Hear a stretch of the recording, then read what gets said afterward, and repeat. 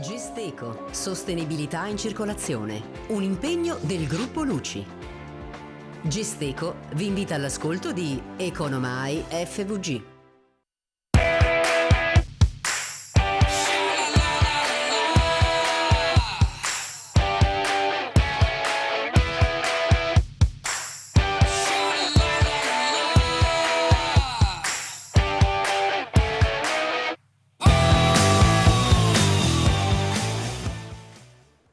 Ora abbiamo la certezza, tornare ai livelli pre-Covid non è poi così impossibile, ce lo dicono i dati e le indagini, ma ce lo dimostrano soprattutto quegli imprenditori che non si sono demoralizzati ma hanno subito colto le possibilità di riprendere le dinamiche precedenti al pre-pandemia, puntando sull'export. E allora sentiremo direttamente dai diretti interessati cosa accade nei distretti e su questo ci focalizzeremo nel corso di questa puntata di Economai FVG.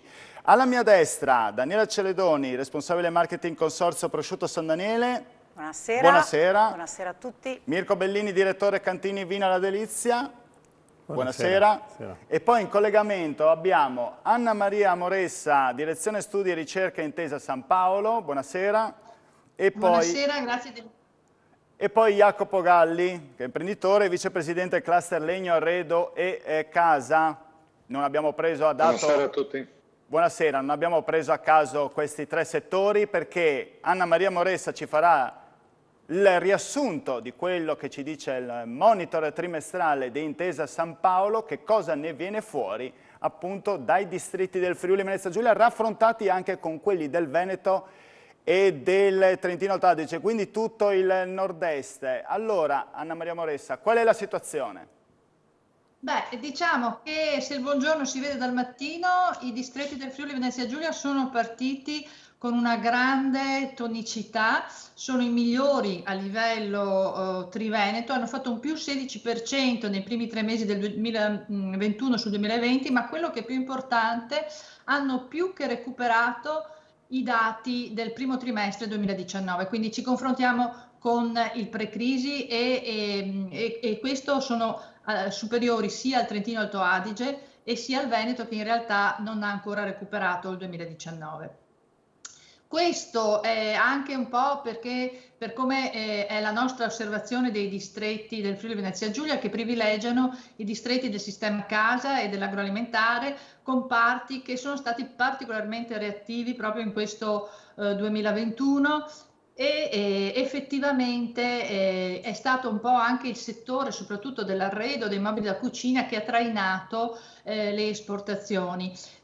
Possiamo vedere che anche a livello nazionale il sistema mobile sta andando bene anche tra gennaio e maggio e il fatturato del sistema è trainato non solo dalle esportazioni ma anche dal mercato domestico, che è supportato effettivamente da queste iniziative di agevolazioni fiscali sugli immobili, sulle ristrutturazioni, che portano beneficio con il rinnovo del bonus mobili, col super bonus 110, e c'è un crescente consumo anche interno sui tessuti e arredamenti. Posso fermarla, Moressa, perché ci ha già dato uno spunto, magari sicuramente la riprendiamo, ma prima volevo già fare una battuta con Jacopo Galli, che è appunto vicepresidente del cluster Legno, Arredo e Casa, se trova riscontro da questi dati e se è soprattutto una questione di bonus. Ma sì, questi dati trovano riscontro anche nelle nostre realtà, anche se magari con due velocità diverse, ovvero nel Pordenonese, che si segue più l'arredo casa domestico, registriamo questi dati di aumento rispetto al 2019 intorno al 25%.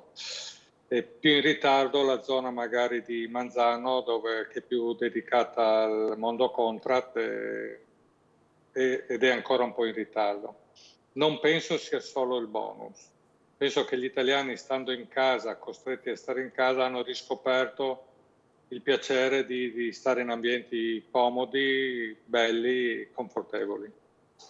Questione insomma anche di lockdown, effetti di totale beneficio anche dal lockdown, anche se purtroppo sappiamo tutto che è avvenuto intorno appunto a queste restrizioni, però come ha detto Galli ci ha fatto riscoprire un po' la casa, cosa vuol dire vivere all'interno della nostra abitazione, costruire, ristrutturare, soprattutto beneficiando anche dei bonus, come ha detto giustamente Anna Maria Moressa, facendo un'analisi del settore che chiederei a Moressa anche di continuare per altri 2 settori. Non a caso, ho detto all'inizio della puntata, li ho invitati qui, San Daniele, che potrebbe essere pensato come una nicchia ma non lo è, perché è un po' il nostro marchio di fortuna dell'enogastronomia all'estero, e poi anche il vino invece, che se pensiamo proprio al settore della ristorazione, di cui accennava anche Galli, ci ha un po' rimesso in questo periodo appunto per le restrizioni della pandemia, vero? Allora, diciamo che l'agroalimentare... Ah, posso? Sì, sì, certo, prego. L'agroalimentare è il settore che per necessità ha resistito meglio durante la pandemia, ma in particolare se noi osserviamo che quello che ho fatto appunto nel monitor, se osserviamo le esportazioni, c'è stato proprio un exploit del prosciutto San Daniele che ha fatto un più 25% sul 2020 e anche un recupero anche sul 2019, e questo grazie a un ottimo sviluppo delle esportazioni negli Stati Uniti e in Francia e Thailandia. Direi che gli Stati Uniti sono il leitmotiv di tutti i distretti del Friuli, perché hanno trainato anche il legno arredo e trainano appunto anche il discorso dell'agroalimentare. Per il prosciutto di San Daniele diciamo che c'è una riscoperta dopo il lockdown che aveva portato al consumo molto degli affettati in vaschetta. C'è una riscoperta nel 2021 con l'allentamento delle restrizioni, la possibilità di recarsi maggiormente nei supermercati, di consumare il prodotto più fresco e di cercare la qualità del prodotto, e in questo ovviamente il prosciutto di San Daniele è in testa anche rispetto agli altri settori, agli altri distretti italiani dei salumi, perché ha avuto effettivamente il maggiore incremento. Per quanto riguarda invece i vini del Friuli in realtà sono quelli che soffrono un pochino di più anche rispetto ai vini del Triveneto. Non hanno recuperato le esportazioni del 2019, sono ancora sotto del 7%, e questo è dovuto per un doppio motivo, sia perché nel 2020 c'era stata una buona vendita di vini all'estero per paure anche di dazi di Trump piuttosto che degli effetti della Brexit. E poi c'è ovviamente l'effetto del canale Horeca, che comunque ha sofferto anche nell'avvio del 2021. Le aspettative comunque sono buone per la seconda parte dell'anno, sia per la ripresa della mobilità, del turismo, che è tornato in massa anche sia localmente in Friuli, ma comunque c'è una maggiore circolazione anche in Europa, e c'è una ricerca sempre di vini regionali e di vini di denominazione d'origine, quindi questo fa ben sperare poi per un recupero nella seconda parte dell'anno. Allora, grazie intanto a Moressa per questo suo intervento, poi ci ricollegheremo anche per la seconda parte, ma intanto ci ha fatto una disamina complessiva che mi dà il là a poter anche rivolgere le domande direttamente ai nostri ospiti, cominciando da Daniela Celledoni. Stati Uniti tutti pazzi per il San Daniele, è vero? Sì, gli Stati Uniti hanno registrato un recupero molto importante insieme all'Australia. Nel primo semestre 2021 abbiamo registrato un più 47% negli Stati Uniti e un più 37% in Australia. Essendo questi due i mercati dove le esportazioni hanno maggiormente risentito delle chiusure della ristorazione, e quindi di conseguenza anche la ripresa è stata notevole poi alla riapertura. Possiamo dire di essere ritornati ai livelli pre-Covid, come abbiamo detto all'inizio puntata, Sì. e come ce l'ha accennato anche Anna Maria Moressa? Sì, confermiamo che siamo tornati sui livelli 2018-2019, il trend è positivo.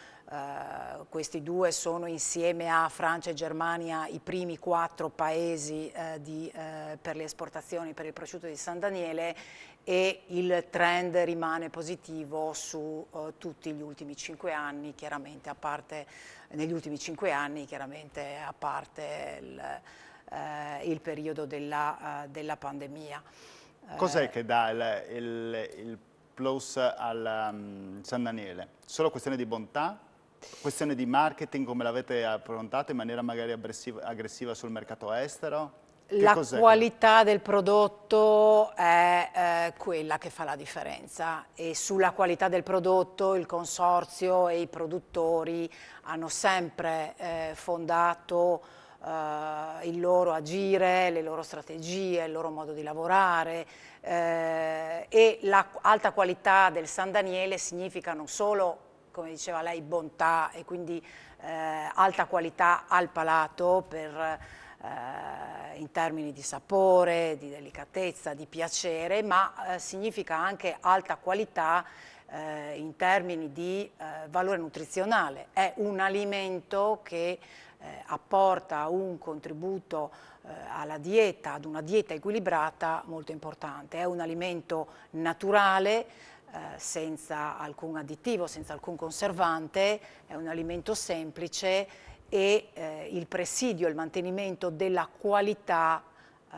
che sono sempre stati appunto alla base dell'agire del consorzio, di tutti i produttori, è sicuramente il plus di questo prodotto. Allora andiamo in pubblicità. Bellini, tocca a lei tra poco, dopo la consueta reclame, perché volevo capire da lei, magari così si prepara anche in questi 3 minuti intanto che ci separano dal suo intervento, perché noi soffriamo rispetto a tanti altri paesi vicino a noi, anzi regioni, come Veneto e Trentino Alto Adige, per quanto riguarda il vino. Pubblicità.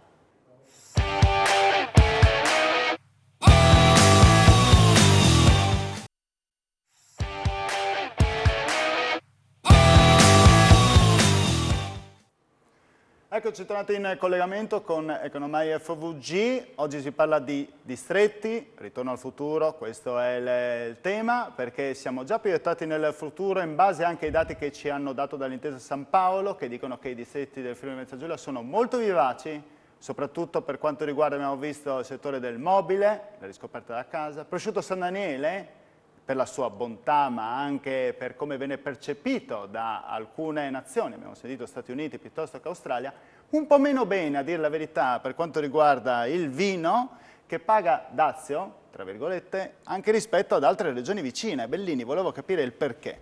Cosa accade? Perché siamo friulani.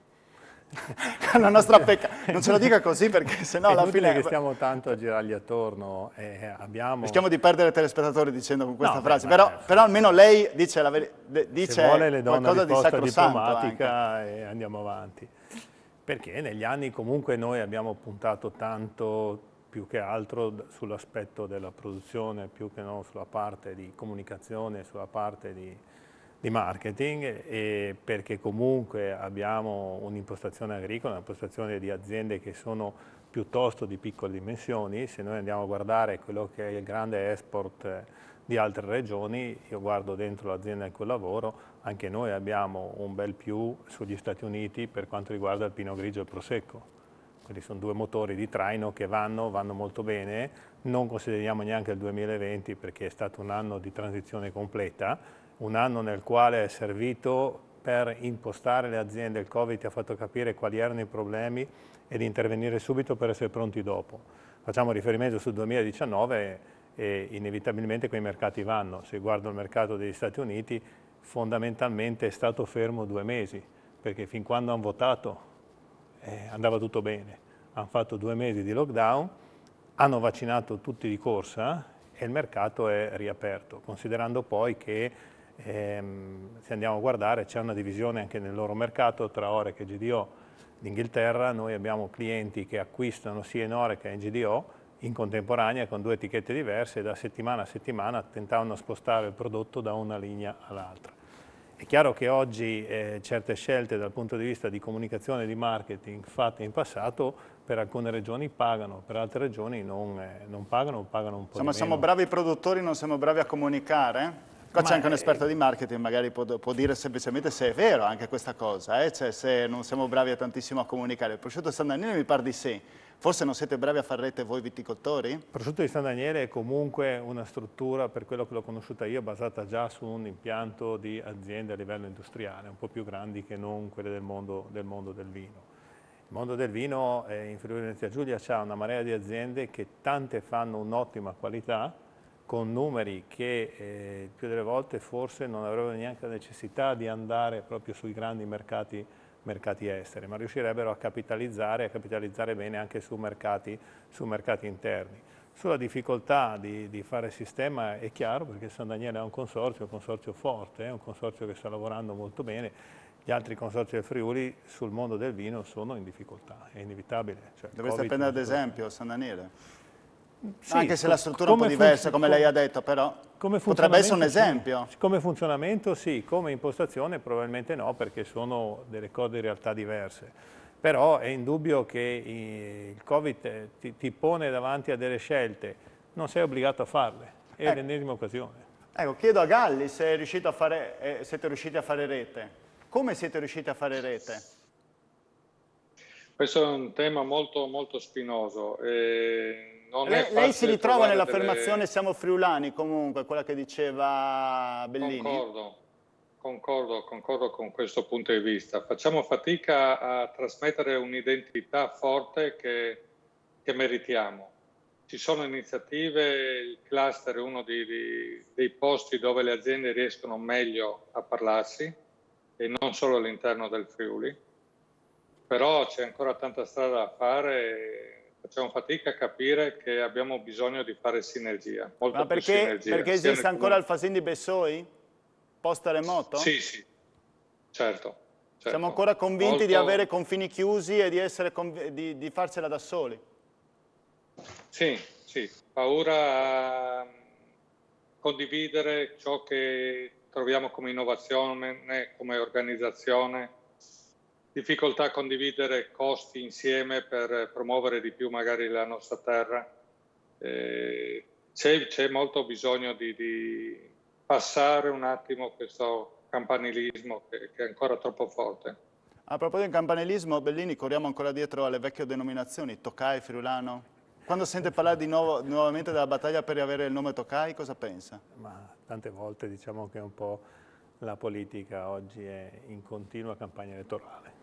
Sono due cose diverse, il parlare dal fare. Oggi viviamo un momento particolare nelle aziende, basti pensare al discorso della sostenibilità, è un discorso che stiamo portando avanti tutti, la sostenibilità ha 3 punti, quella economica, quella sociale e quella ambientale. È chiaro che quella ambientale è quella fondamentale, ma senza la parte economica non c'è. Però viviamo un momento di una bolla speculativa che sta mettendo in gravissima difficoltà le nostre aziende. Calcolando poi che c'è un aumento del prodotto finito, non corrisponde un aumento del potere d'acquisto della busta paga, però abbiamo un aumento del 100% della plastica, del 100% del 200% del legno, dell'alluminio, materia prima che l'Italia non produce, che va a comprare fuori e chiaramente si riversa. Allora va bene tutto, va bene parlare di sostenibilità, però bisognerebbe che ci sia una guida economica che si rende conto. Cioè, un conto è parlare, di dire sì, va bene, la campagna elettorale di ogni giorno, però dopo nel concreto lì si va in difficoltà. Oggi le aziende vanno in difficoltà. Basti pensare anche al problema che abbiamo avuto con i container. Container per l'America, ci sono ritardi di 1 mese e mezzo, 2 mesi, non c'erano container.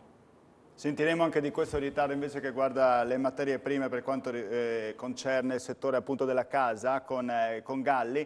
Ha sentito Moressa nel corso della nostra trasmissione, ci sono imprenditori che fanno anche mea culpa, anche se non sarebbe colpa loro, perché il settore, come lei ha spiegato, è dinamico. E quali sono le prospettive che ci possono essere dal 2021 in poi?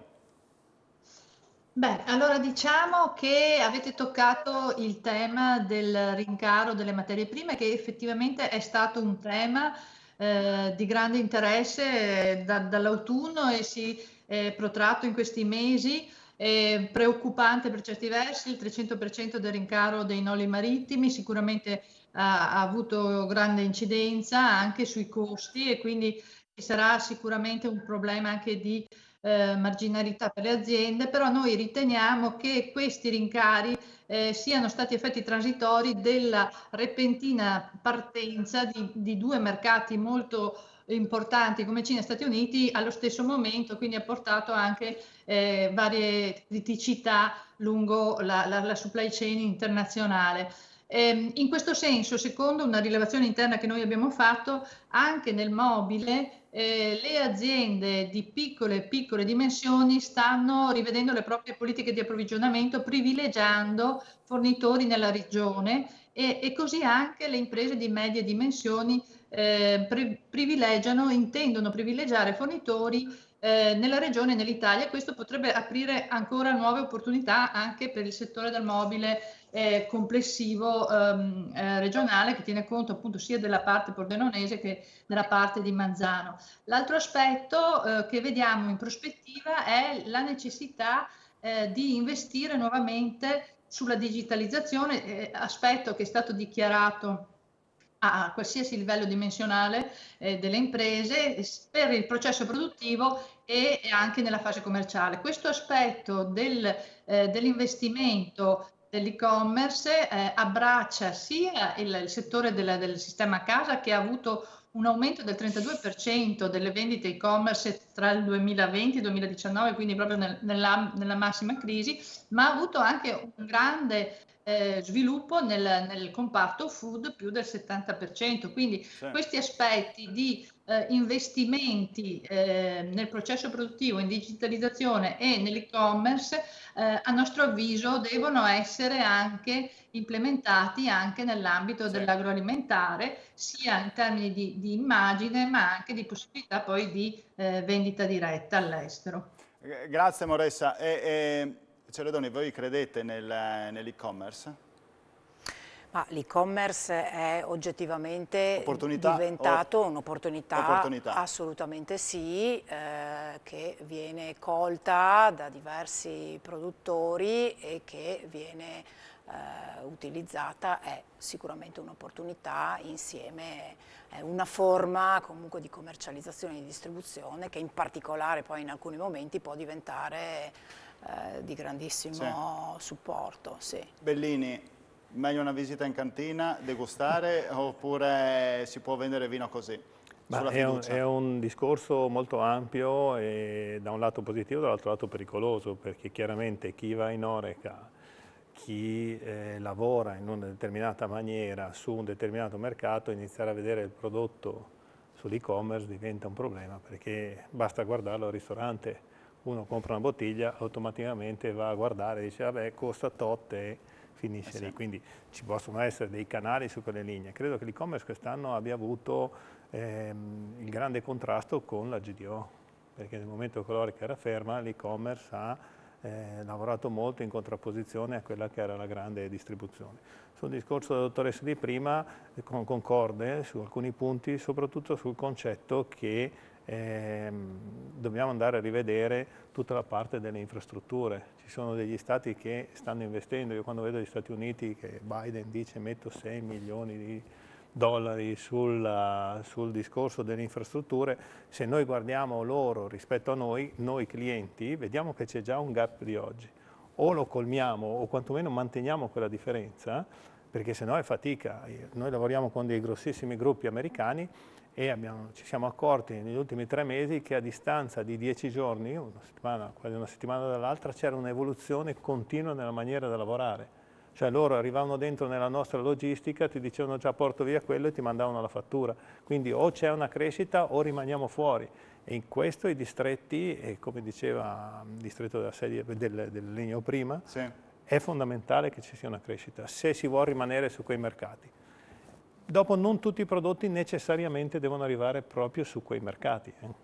Allora, voi restate qua, voi ospiti in presenza, anche Galli, le chiedo di stare per le ultime 2 parti di Economia FVG. Ringrazio invece Anna Maria Moressa che ci ha tenuto compagnia in questa mezz'ora e ci ha dato una visione complessiva di quanto sta accadendo anche con le prospettive. Grazie mille. Grazie, grazie. Pubblicità.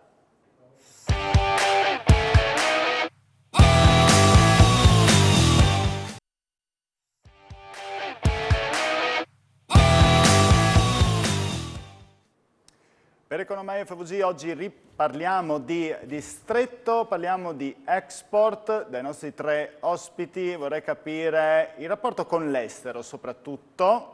Io li ripresento perché magari vi siete messi in onda con Telefriuli proprio in questo momento. Con me c'è Jacopo Galli che è in collegamento via Skype, imprenditore e vicepresidente cluster Legno Arredo e Casa, eccolo lì. Poi abbiamo Mirko Bellini, direttore cantina Vini La Delizia, e Daniela Celledoni, responsabile marketing e consorzio prosciutto San Daniele. Insomma, tra mobili, buon mangiare, food e vino. Questa è una puntata appunto dedicata a questo tipo tipi di 3 settori. Galli, volevo chiedere, le fa più paura Amazon o la Cina? È crollato? Bella domanda. Eccolo. Paura nessuna dei due. Io penso che l'imprenditore del nord-est soprattutto abbia delle caratteristiche di flessibilità e resilienza che gli permettono di adeguarsi e sfruttare ogni cosa che accade con una capacità di reazione importante. La Cina è veramente può essere un'opportunità, in questo momento lo è. Certo si stanno organizzando sempre di più anche nel nostro settore, per cui possono diventare anche una minaccia. Amazon, come avete parlato prima, il mondo dell'e-commerce è un'altra opportunità dove noi dobbiamo esserci nella maniera giusta, perché bisogna stare attenti, come diceva anche prima Bellini, a organizzare rispetto anche ai nostri clienti tradizionali e cercare di offrire il prodotto senza sfavorire sia l'immagine del prodotto stesso che il venditore tradizionale. Però sull'e-commerce c'è la possibilità che non venga premiata completamente la qualità, quanto il prezzo? Non credo. Nella piccola esperienza che stiamo facendo anche noi vediamo che vuol dire che ci sia un brand dietro. Sul mobile, se qualcuno vuole comprare un mobile via e-commerce, può anche spendere qualcosina in più e ricercare qualità. Tanto ormai c'è il discorso delle referenze, dei commenti che ti fanno a livello di social e quindi nessuno può permettersi di sbagliare neanche in una categoria di vendita che è quella digitale.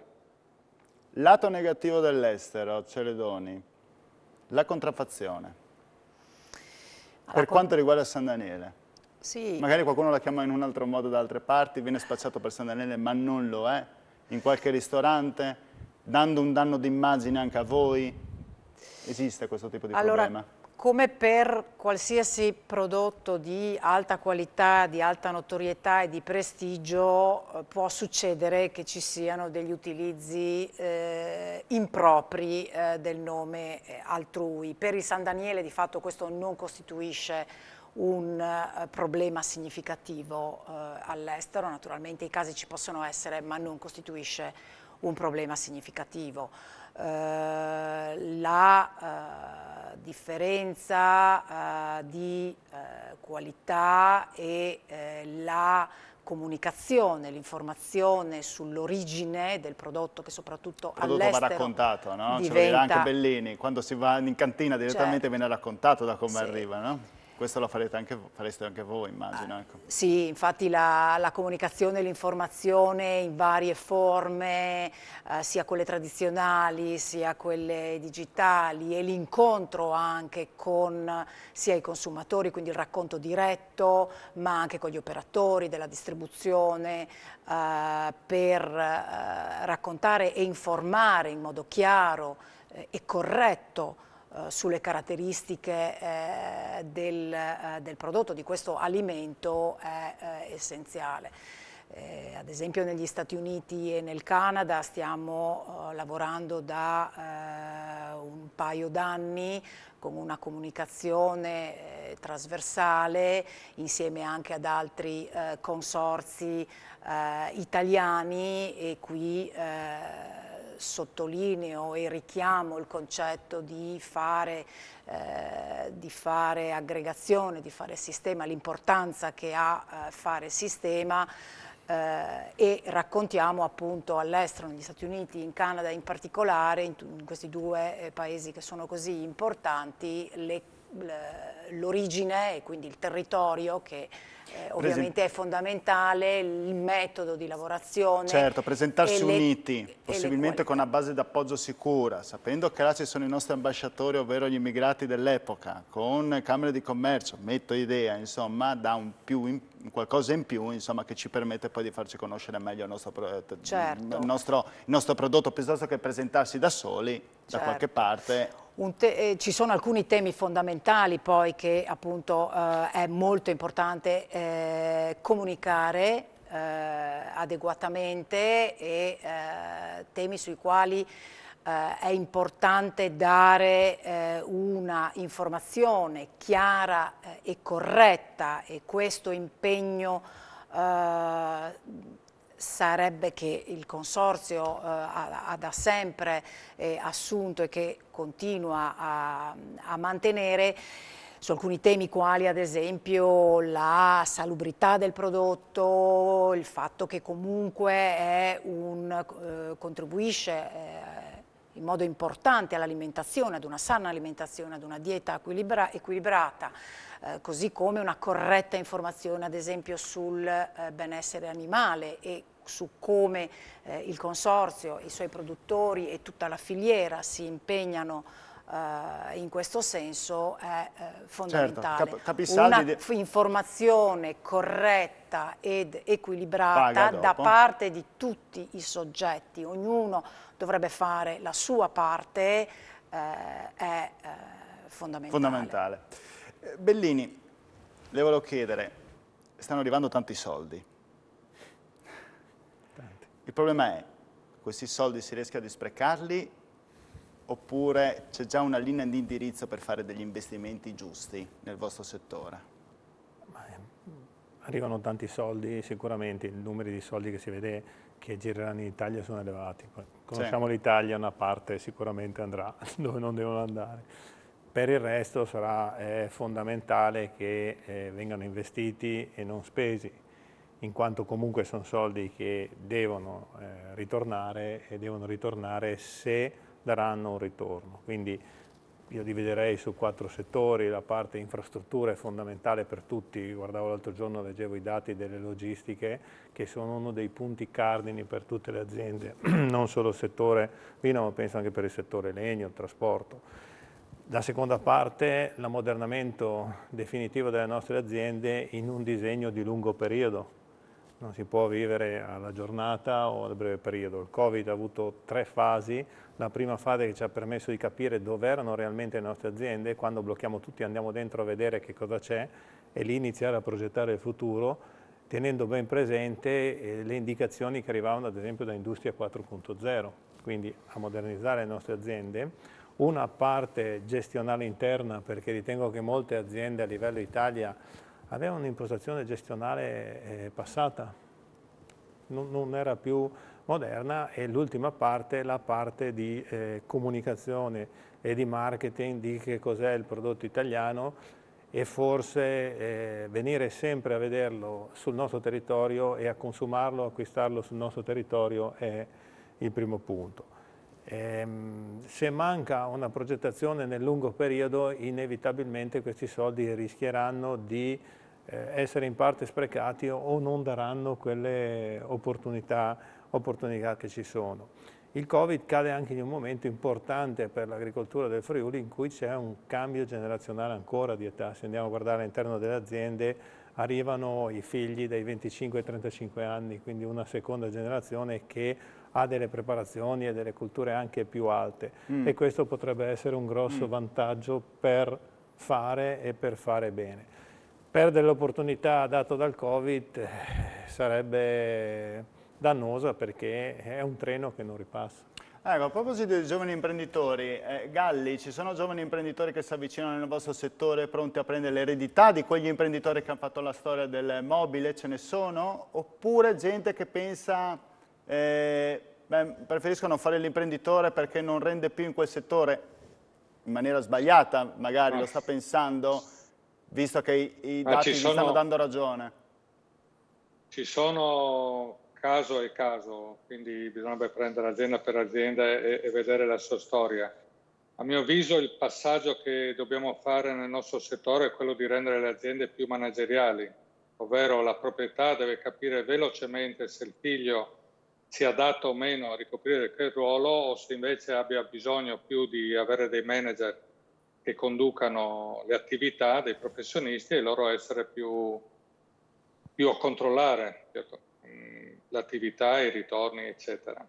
Per fare una strategia, come diceva Bellini... Le stava dando ragione Bellini comunque, lei non so se riusciva a vederlo. Quadri dirigenziali nel pubblico e nel privato, su questa cosa qui è una cosa che anch'io ho notato da anni e ritengo che quello che sta dicendo Gali è perfetto, cioè se vogliamo fare questa crescita è fondamentale quello che stava dicendo lui.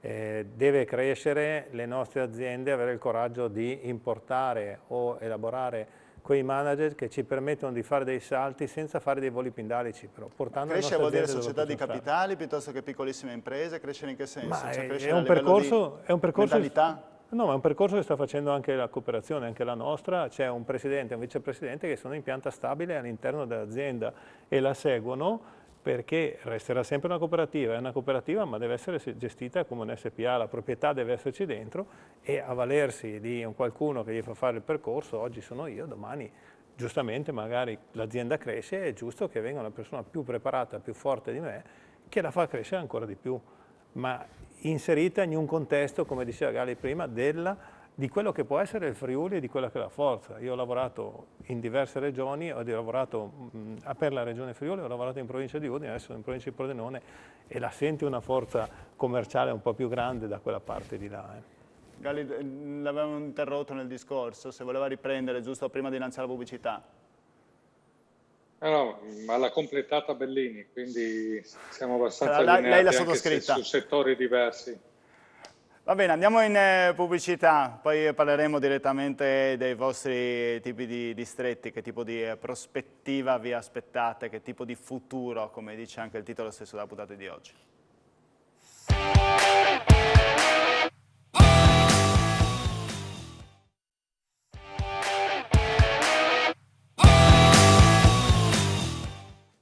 Ultima parte di Economia FVG, in quest'ultima puntata prima di Ferragosto, noi non andiamo in vacanza comunque, come non vanno in vacanza i distretti, i lavoratori, gli imprenditori che continuano a lavorare, a mandare avanti le loro aziende, lo dimostrano i numeri.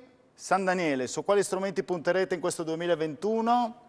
2022, ma già pensiamo al prossimo, si pensa già al prossimo anno, no? Di già. Periodo. L'impegno del consorzio e dei suoi produttori si mantiene sempre sul presidio e sul mantenimento della qualità.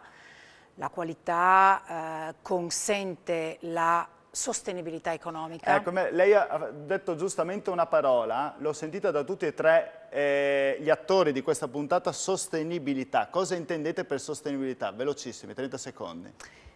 A testa, Allora, la sostenibilità è per definizione internazionalmente riconosciuta la capacità delle generazioni attuali di soddisfare i propri bisogni senza pregiudicare che le generazioni future soddisfino i propri. La sostenibilità va necessariamente intesa sulle tre dimensioni fondamentali, che sono quella economica, quella sociale e quella ambientale. Quindi e questo San Daniele è già attore da un po' di tempo. Sì, in questo? il Consorzio ha di fatto nella sua natura, nella sua organizzazione sempre agito su vari temi che oggi abbiamo organizzato in modo sistematico e utilizzando questa parola che ci consente appunto di organizzare vari temi. Appunto dicevo, la sostenibilità economica che viene perseguita attraverso un livello, difendendo un livello di qualità molto alto e quindi una redditività che consenta alle aziende la sostenibilità economica e che consenta anche di mantenere un tessuto economico e un patrimonio culturale qual è quello della lavorazione tipica del prosciutto di San Daniele. Ricordiamo che il prosciutto di San Daniele si ottiene esclusivamente nel territorio del comune di San Daniele del Friuli e anche su altri temi quali ad esempio la fondamentale sempre stato, ma il giorno d'oggi è diventato di urgente necessità la difesa dell'ambiente e quindi il controllo e la riduzione degli impatti ambientali. Da diversi anni, faccio un paio di esempi, il Consorzio del Prosciutto di San Daniele organizza ad esempio la raccolta e il riciclo dei rifiuti e degli scarti di produzione, principalmente la salamoia e il sale solido, ma anche gestisce attraverso un depuratore consortile le acque reflue della produzione in modo da controllare e da ridurre l'immissione nella pubblica fognatura di acque che non siano conformi sia alla legge ma anche con dei parametri migliori rispetto a quello richiesto dalla legge. E per quanto riguarda ad esempio il benessere animale, ad esempio il Consorzio nell'ambito del suo raggio d'azione, quindi degli ambiti dove può agire direttamente, insieme ai produttori dialoga e stimola e da diversi anni anche agisce direttamente, ad esempio con una collaborazione con l'Istituto Zooprofilattico Sperimentale della Regione Lombardia ed Emilia Romagna per il monitoraggio degli allevamenti e per la raccolta dei dati in modo da sensibilizzare e indicare un miglioramento gradi, insomma, dalla materia prima al prodotto finale che è sulla tavola. Naturalmente la sostenibilità va intesa in modo sostanziale e deve coprire tutte e tre le dimensioni, quella economica, quella sociale e quella ambientale. Sostenibilità e territorio, territorio San Daniele, territorio quanto conta in casa di Vini da Delizia, Bellini? Cosa state facendo come territorio per identificarvi? È fondamentale, abbiamo fatto una scelta questi anni, voluta precisamente dal Presidente. L'azienda stava crescendo sempre di più con il Prosecco e quindi si posizionava su un discorso di azienda a livello nazionale. C'è stata una scelta ben precisa di ritornare a rimettere le radici sul Friuli Venezia Giulia, perché il valore aggiunto che può avere... Quando mettiamo il titolo Ritorno al futuro allora va bene, ecco. Sì, si tratta del futuro e un ritorno, no? Quello è pacifico, la sostenibilità sarà l'argomento del futuro, un'occasione enorme per il mondo agricolo per gestire assieme ad altri, ma in prima persona, l'agricoltura e quindi il territorio, perché comunque l'agricoltura rappresenterà sempre per il Friuli Venezia Giulia e per l'Italia quello che è l'asse principale, uno dei tre assi portanti, delle tre colonne portanti del sistema economico nazionale. E di conseguenza l'opportunità oggi c'è, ci vogliono progetti corretti, ben fatti, una valutazione ben precisa di quello che si deve fare per non rischiare di perdere questa opportunità. Altra cosa sarebbe un rischio enorme sostenere con un contributo la sostenibilità in un percorso che termina nel momento in cui termina questo contributo. Quindi se c'è da investire dei soldi per adeguare le nostre aziende a fare quella sostenibilità che naturalmente dobbiamo fare, perché come diceva la dottoressa Celegoni, noi lasciamo quello che abbiamo trovato, non è che sia nostro questo mondo e di conseguenza questo valore aggiunto ci permetterà di fare ancora un ulteriore salto in una regione o in una nazione che tra l'attività artigianale, tra l'attività turistica e l'attività agricola trova i suoi elementi naturali di crescita. La speculazione la sentiremo molto forte sulle materie prime perché noi le materie prime le compriamo. Le compriamo, non c'è niente da fare, petrolio, plastica, ferro non è roba nostra e quindi la troveremo sempre. Mi chiedo se c'è speculazione delle materie prime anche e soprattutto nel settore del legno arredo, Galli. Come state vivendo questa situazione? I rincari in questo momento possono frenare la vostra ripresa?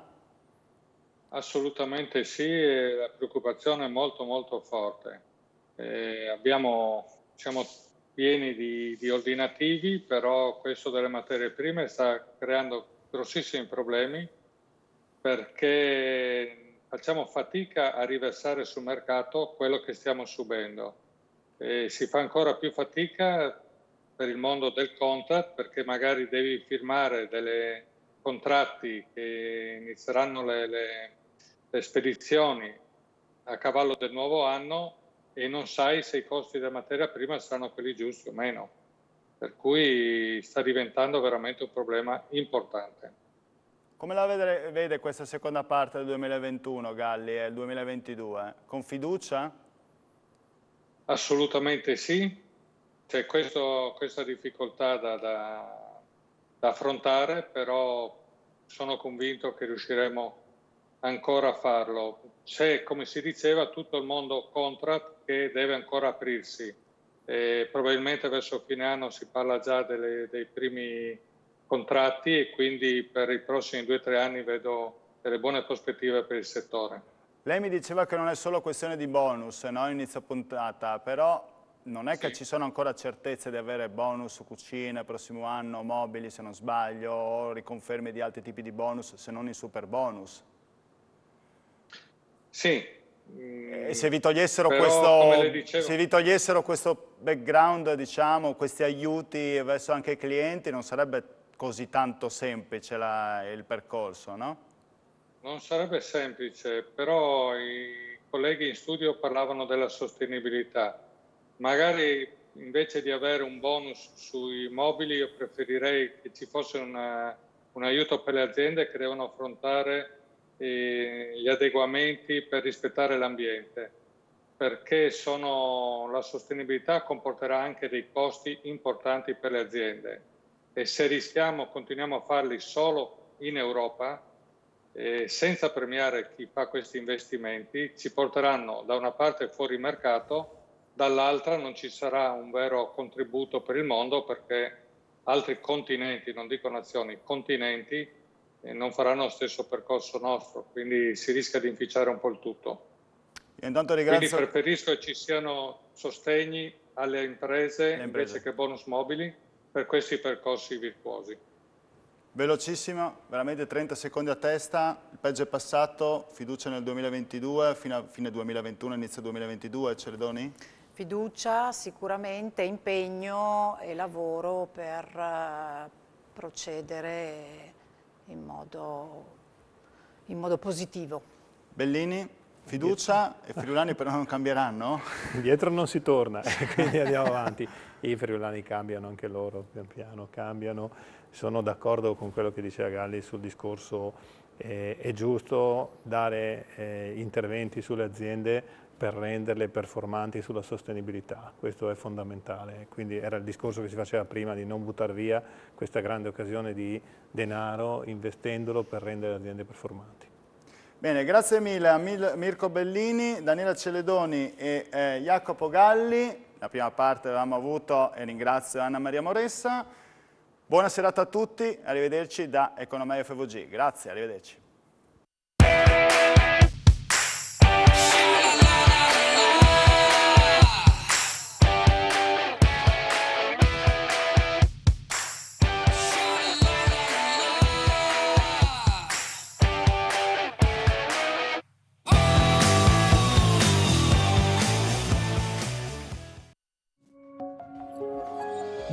Gesteco, sostenibilità in circolazione, un impegno del gruppo Luci.